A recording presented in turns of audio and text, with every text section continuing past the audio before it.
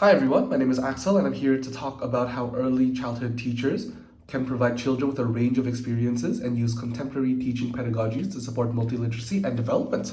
In order to do this, I have found two research articles that can hopefully guide and improve educators' pedagogical beliefs and practices. The first article that I'd like to talk about is by Hall et al. 2020.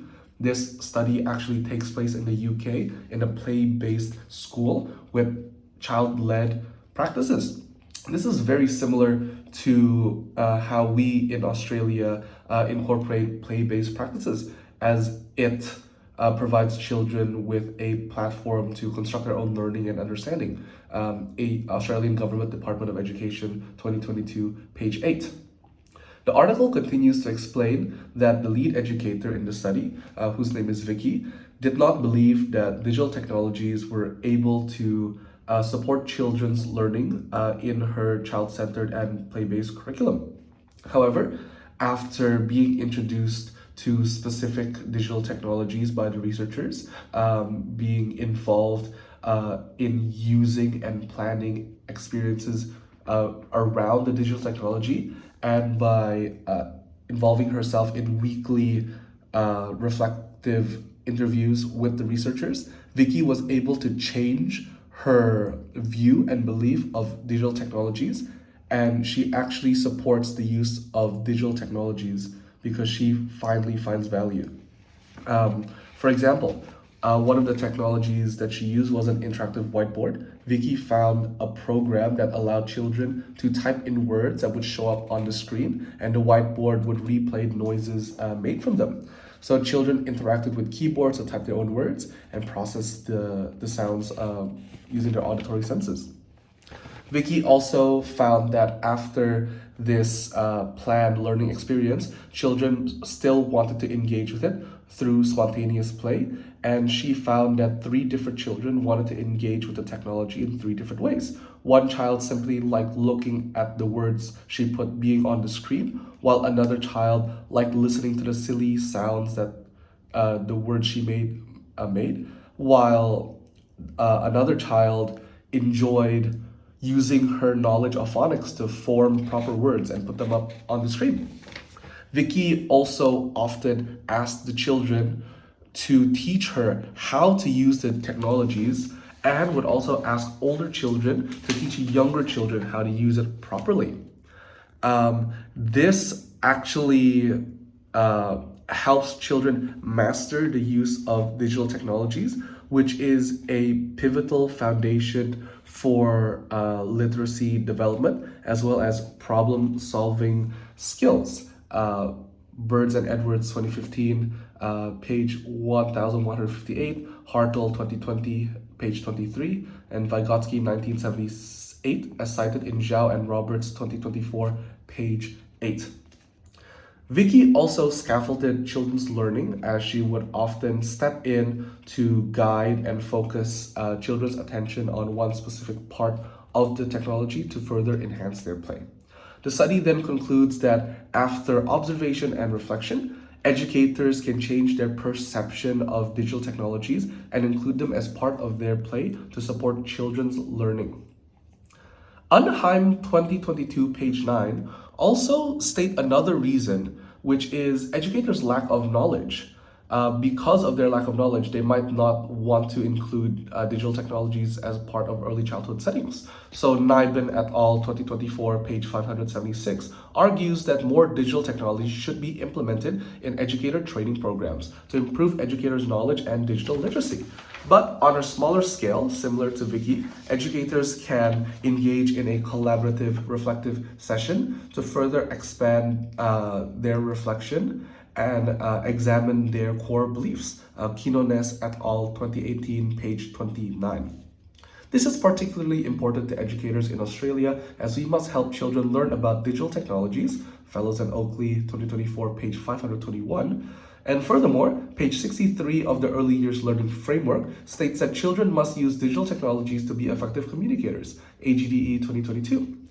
Digital technologies is proven to assist children's oral language and development, develop critical life skills, and even enhance understanding of shapes and geometrical concepts. Fellows at Oakley 2024, page 525, Omotunde et al. 2024, page 101, Zhao and Roberts 2025, page 7. The second article that I'd like to talk about is from Harris et al. 2025. They start by explaining families' strong desires of children learning their home language and culture, but also their families' worries about children learning multiple languages at once, as they fear it might compromise learning the home language in favor of learning English, as they are now residing in Australia. The study takes place in a culturally and linguistically diverse childcare center that focus on helping immigrants that recently arrived in Australia and are still learning English. This study uses culturally sustainable practices, or CSPs, to support children's cultural identity, and also uses authentic dialogical encounters, or ADEs for short, which reflecting collaboratively to transform their own worlds. In order to do this, the researchers ensured to build trusting relationships with families and prioritize their goals and expectations while also acknowledging their worries. The researchers considered appropriate locations and times to ensure that they were convenient for the families. And the researchers also asked the families how they would like to communicate throughout the study, what types of languages they would use, and would offer the educator of the center's assistant in communicating, as that center has a lot of bilingual or multilingual educators. As the researchers noticed that many new research articles observe multilingual children's play being multimodal, such as combining words with pictures or recording their pretend play as they use props, the researchers decided that they could co-create a book which is child and family-led to reflect their interests and shared experiences while supporting children's multiliteracy. There's also provided educators opportunities to actively collaborate with families, such as bridging the communication gap and asking on progress on how the book is doing. This study examined 12 different families and children and goes in depth of 3 of these presented as case studies. For each family, a different approach was taken to best suit their culture, needs, and goals. For example, one family preferred to communicate over email as it was easier to translate online, while another family opted to use WhatsApp, while another one preferred to use Zoom calls, for example. And the way that each family tackled co-creating the book was also different, as one family asked their children to pick photos that they've already taken before, while another family encouraged their child to use a program on their tablet to create their book. These books help children see themselves in what they need while promoting their multilingualism and also strengthening relationship with extended family, as they had something to talk to with their extended family, which is the book. The paper concludes that educators should consider using CSP to best support families' multiliteracy, especially new immigrants and refugees. This is important for educators to take note, as educators create safe and reciprocal relationships with children, respect diversity, and should be culturally responsive. AGDE 2022, page 14, 16, and 23. Louis 2023, page 107, states that when school and home are disconnected, children are placed at a disadvantage.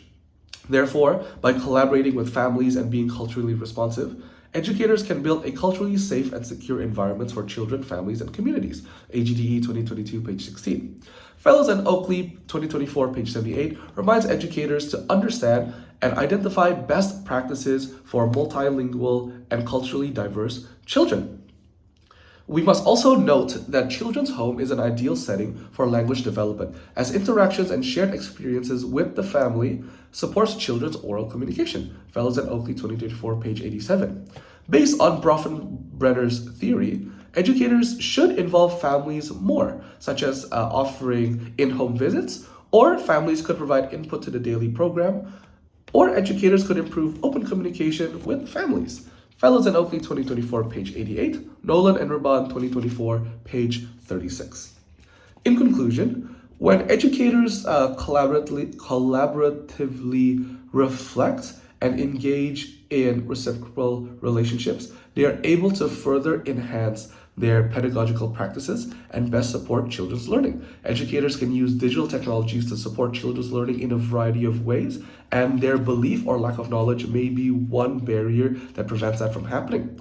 Educators might not also be as responsive or collaborate as much with families, which may hinder children's ability to learn. Therefore, educators should consider their own views, reflect on it, and collaborate with other people to view their perspectives in order to best support children and their development. Thank you so much.